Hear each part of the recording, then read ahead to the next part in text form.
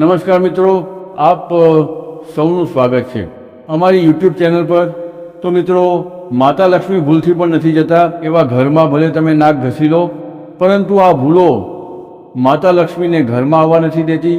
તો મિત્રો, દરેક વ્યક્તિની સુખ સમૃદ્ધિ ઘણી હદ સુધી એક એવી સ્ત્રી પર નિર્ભર કરે છે જે ઘરના બધા કામકાજ કરે અને બધાનો ખ્યાલ રાખે। પરંતુ કેટલાક એવા કામ પણ છે જે મહિલાઓએ ન કરવા જોઈએ, કારણ કે એવું કરવાથી ઘરમાં ક્યારેય પણ મહાલક્ષ્મી નથી આવતા। ભલે તમે નાક કેમ ન ઘસી લો, માતા પણ ઘસી લે, પરંતુ માતા લક્ષ્મી એવા ઘરમાં ક્યારેય નથી આવતા અને એવા ઘરથી હંમેશા ક્રોધિત જ રહે છે। તો ચાલો આજનો આ વિડીયો શરૂ કરીએ। તો મિત્રો, પહેલા નંબર પર છે જે મહિલાઓ હંમેશા વાસનામાં ડૂબેલી રહે છે, બીજાની ચુગલી કરતી રહે છે, બીજાના ઘરમાં દખલ કરવાનું પસંદ કરે છે, ત્યાં ક્યારેય પણ ધન નથી આવતું, ત્યાં હંમેશા ધનની હાનિ થતી રહે છે, દુઃખ કષ્ટ આવતા રહે છે। ગરુડ પુરાણ અનુસાર એવો મનુષ્ય તમામ પ્રકારના સુખ ધન દોલતથી વંચિત રહી જાય છે અને માતા લક્ષ્મી એવા ઘરમાં ક્યારેય પણ નથી આવતા। મિત્રો, તમે ધ્યાન રાખજો, આ ભૂલ તમે ન કરો। મિત્રો, હવે નંબર 2 પર છે જે ઘરની મહિલાઓ સાવરણીને પગ લગાડે છે અથવા તો પગથી ઠોકર મારે છે, ત્યાં ક્યારેય પણ માતા લક્ષ્મીનો વાસ નથી થતો। એવા ઘરમાં જિંદગીભર ગરીબી જ રહે છે। માનવામાં આવે છે કે સાવરણીમાં માં લક્ષ્મીનો વાસ હોય છે। તો મિત્રો, હવે નંબર 3 પર છે, શું તમારા ઘરની મહિલાઓ તવી કે કઢાઈને એંઠી રાખી દે છે, એમ જ ચૂલા પર એંઠા વાસણ રાખીને સૂઈ જાય છે? તો એવા ઘરમાં ક્યારેય પણ સુખ સમૃદ્ધિ નથી આવતી। આ ગરીબી અને દુઃખોનું કારણ હોય છે, કારણ કે એંઠા વાસણ પણ શ્રાપ આપે છે। એટલા માટે રાત્રે એંઠા વાસણ ન રાખો। નંબર 4 પર છે મિત્રો, જે ઘરની સ્ત્રી ઠોકરથી દરવાજો ખોલે છે અથવા તો બંધ કરે છે, ત્યાંથી ધનની દેવી લક્ષ્મી નારાજ થઈને હંમેશા માટે ઘરથી ચાલ્યા જાય છે। એટલા માટે જો તમારા ઘરમાં એવું થતું હોય તો તરત જ તેને રોકી દો। હવે નંબર 5 છે, જો ઘરની મહિલા ઉંબરા પર બેસીને ભોજન કરે છે તો એ ઘરની બરબાદીનું કારણ તે બને છે। આપણા હિન્દુ ધર્મમાં આને ખૂબ જ અશુભ માનવામાં આવે છે। ઉંબરા પર ભોજન કરવું, પતિની હેસિયત કરતાં વધુ ભોજન કરવું, આ બધાથી ઘરમાં બરબાદી આવે છે। અઠવાડિયામાં એકવાર મીઠાનું પાણી મેળવીને ઘરમાં પોતા જરૂર કરો। એવું કરવાથી માતા લક્ષ્મીની કૃપા બનેલી રહે છે। અધૂરી સાફ સફાઈ કરવાથી માતા લક્ષ્મી ક્રોધિત થાય છે। મિત્રો, નંબર 7, જે ઘરની મહિલાઓ રાત્રે કે સાંજે સાવરણી લગાવે છે એ ઘરમાં કંગાળી ચોક્કસપણે આવે જ છે। એટલા માટે આ આદતને છોડી દો। માતા લક્ષ્મી નિરાશ થઈ જાય છે, કારણ કે આ સમય માતા લક્ષ્મીના આરામનો સમય હોય છે। હવે નંબર 8 છે, જો તમારા ઘરની મહિલાઓને મોડે સુધી ઊંઘવાની આદત છે તો તે ઘર પરિવાર ખૂબ જ જલ્દી નષ્ટ થઈ શકે છે। મોડેથી ઊંઘવું અને સવારે ન ઉઠવું પોતાના પરિવારવાળા માટે અને પતિ માટે અસફળતાનું કારણ બને છે। માતા લક્ષ્મી એવા વ્યક્તિઓનો સાથ ક્યારેય નથી આપતી। હવે નંબર 9 પર છે, જે મહિલાઓ સવારે ઉઠીને આંગણું સાફ નથી કરતી એવા ઘરમાં માતા લક્ષ્મી વાસ નથી કરતી। મહિલાઓએ સવારે ઉઠીને આંગણામાં પાણીનો છંટકાવ કરવો જોઈએ અને ગંગાજળ ચોક્કસ છાંટવું જોઈએ અને ઘરને સાફ સુથરું રાખવું જોઈએ। એવા ઘરમાં માતા લક્ષ્મી વાસ કરે છે। જે ઘરમાં ગંગાજળનો છંટકાવ કરે છે, દેવી લક્ષ્મી અને આનાથી પણ વધારે દેવી દેવતાઓ તમારા ઘરમાં વાસ કરે છે। એવું કહેવાય છે કે મહિલાઓને સમજવી ખૂબ જ મુશ્કેલ કામ છે, પરંતુ મહિલાઓ હંમેશાથી પુરુષો માટે કોઈ કોયડાથી ઓછી નથી હોતી। એક મહિલાને માં, બહેન, દાદી, પત્ની અને દોસ્તના કિરદારમાં જોઈએ છીએ અને તે પોતાના દરેક કિરદારને ખૂબ જ સરસ રીતે નિભાવે છે। એવામાં આપણે એ જાણી શકીએ છીએ કે મહિલાઓના સુંદર લહેરાતા વાળ માત્ર તેમની સુંદરતા જ નથી નિખારતા, પરંતુ આ ખૂબ સારા ભાગ્યને પણ દર્શાવે છે।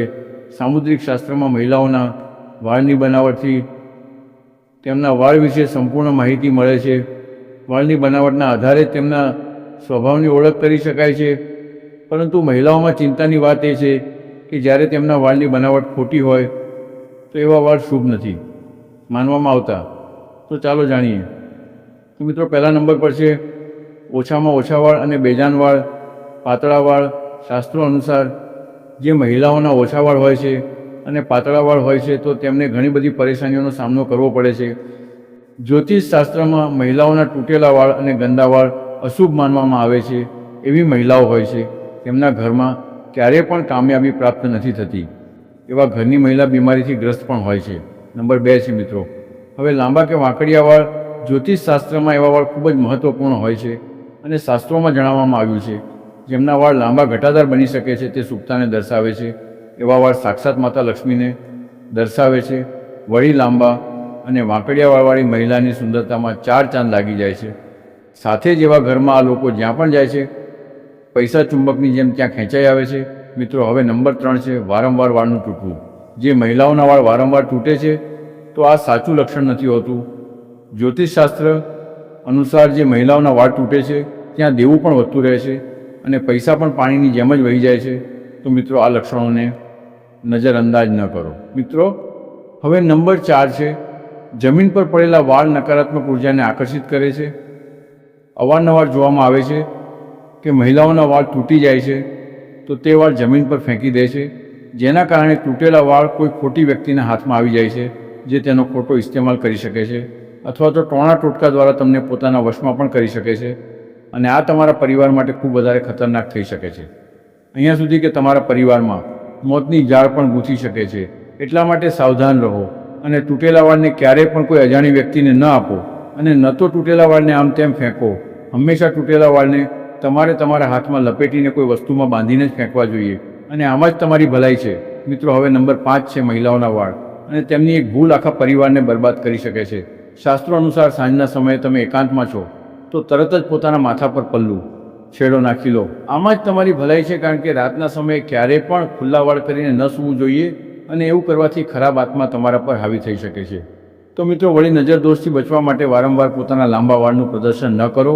આનાથી તમે બરબાદ થઈ શકો છો અથવા તમને કોઈની ભયાનક નજર લાગી શકે છે. તો મિત્રો, નજર એક એવી બીમારી છે જેના કારણે પથ્થર પણ તૂટી જાય છે. તો તમે તો એક સામાન્ય માણસ છો, એટલા માટે તમે તમારા વાળનો ખાસ ખ્યાલ રાખો. મિત્રો, દરેક પત્નીએ વિચારવું જોઈએ કે ઘરની કમાણીનું ધ્યાન રાખીને ખર્ચ કરે અને બચત બનાવી રાખે. જો તમે પૈસાની બાબતમાં સમજદાર નથી તો તમને પછીથી મોંઘું પડી શકે છે. સતત લક્ઝુરિયસ વસ્તુઓની ફરિયાદ કરવી સારી વાત નથી. જો તમારા પતિ દેવામાં ડૂબશે તો તેમના પર દેવું વધશે. આ સ્થિતિમાં તમારા બંને વચ્ચે મનમોટાવ પણ બની શકે છે. તો એટલા માટે આ વાતનો તમે ખાસ ખ્યાલ રાખો.